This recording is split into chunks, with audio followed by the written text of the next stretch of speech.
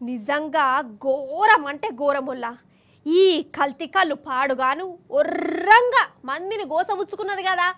ఒకరు కాదు ఇద్దరు కాదు నలుగురు పానాలు పోయినాయట. ఇంకో 22 మంది దావకాండ్ల పడ్డరు.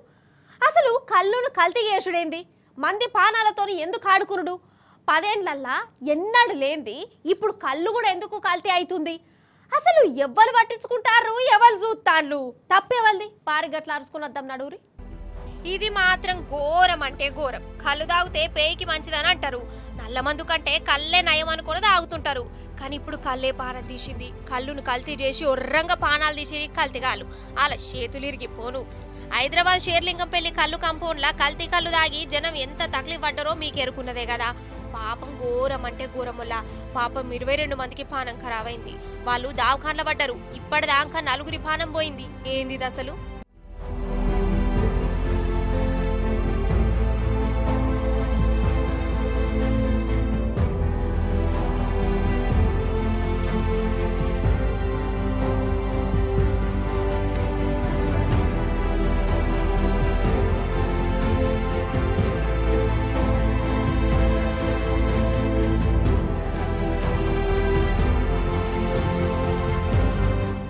ఇది రాజకీయం అనుకోవద్దు, కానీ ఉన్నమాట చెప్పాలి. తెలంగాణ వచ్చినాక కళ్ళు కాంపౌండ్లు కట్టించిరు.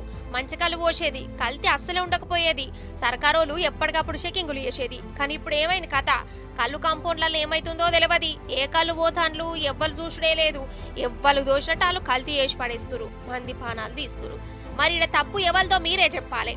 ఓ దిక్కు పానాలు పోయేంత కల్తీ నడుస్తున్నా చూసి చూడనట్టున్న సర్కార్దేనా కాదా? గరీబోల పానాలంటే ఎందుకింత అలస? అసలు ఇట్లనే గనమైతురు.